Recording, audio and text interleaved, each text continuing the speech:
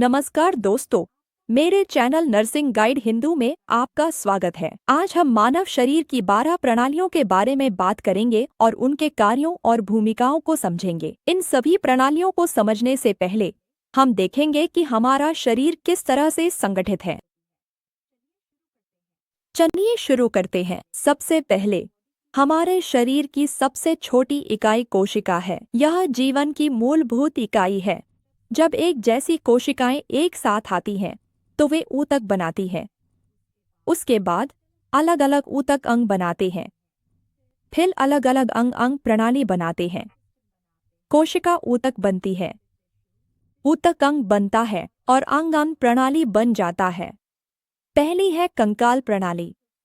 भूमिका: यह शरीर को संरचना और सहारा देती है। कार्य: शरीर को सहारा और आकार देती है। मस्तिष्क, हृदय जैसे अंगों की सुरक्षा करती है। हड्डियों के मज्जा में रक्त कोशिकाओं का निर्माण होता है।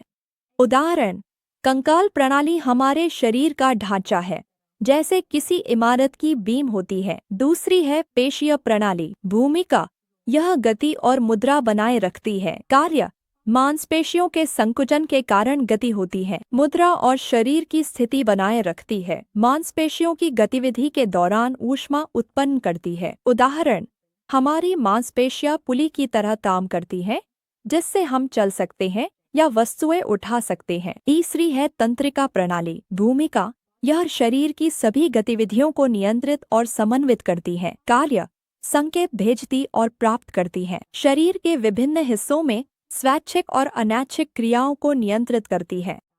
संवेदी जानकारी को संसाधित करती है। उदाहरण: तंत्रिका प्रणाली हमारे शरीर का संचार नेटवर्क है, जो बिजली की गति से संकेत भेजती है।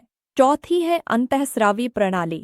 भूमिका: यह हार्मोनों माध्यम से शरीर कार्यों नियंत्रित करती, कार्य वृद्धि, चयापचय, मूड नियंत्रित करती, होम्योस्टेसिस बनाए रखती, रक्तचाप, तापमान, वजन और विकास को नियंत्रित करती है। उदाहरण: हार्मोन शरीर में संदेशवाहक होते हैं जो बताते हैं कि हमारा शरीर कैसे प्रतिक्रिया करता है।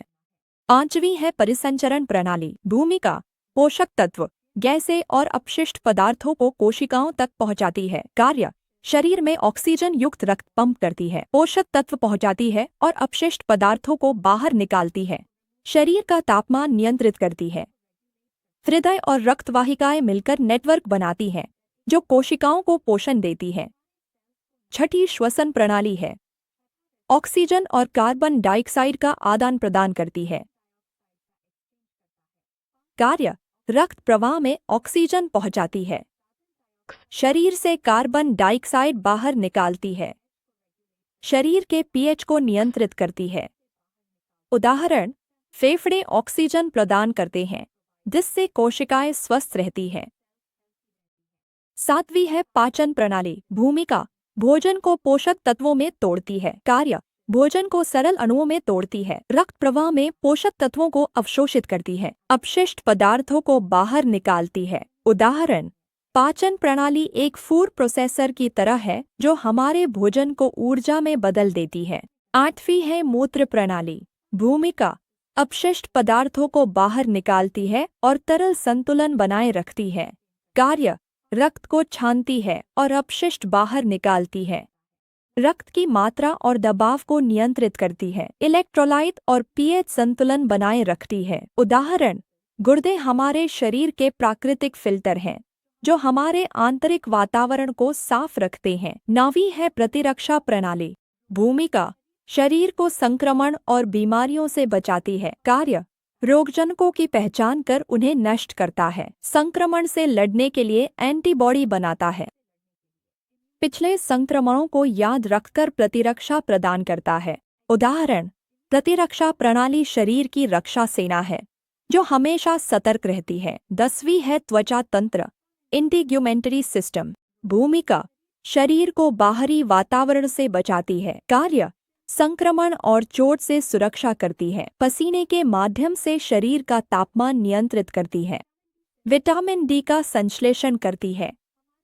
त्वचा सबसे बड़ा अंग है जो हमें बाहरी दुनिया से बचाती है। 11वां प्रजनन तंत्र, संतान उत्पत्ति में सहायता करता है। शुक्राणु व अंडाणु बनाता है। निषेचन और विकास की प्रक्रिया को संभव बनाता है। प्रजनन हार्मोनों को नियंत्रित करता है। उदाहरण, प्रजनन तंत्र हमारी प्रजाति की निरंतरता सुनिश्चित करता है। 12वां है लसिका तंत्र। कार्य, लसिका द्रव का परिवहन करता है, जिसमें संक्रमण से लड़ने वाली कोशिकाएं होती हैं। ऊतकों से विषाक्त पदार्थों और अपशिष्ट उत्पादों को हटाता है। पाचन से वसा को अवशोषित करता है। उदाहरण, लसिका तंत्र शरीर के ऊतकों को साफ करने के लिए एक जल निकासी प्रणाली की तरह काम करता है।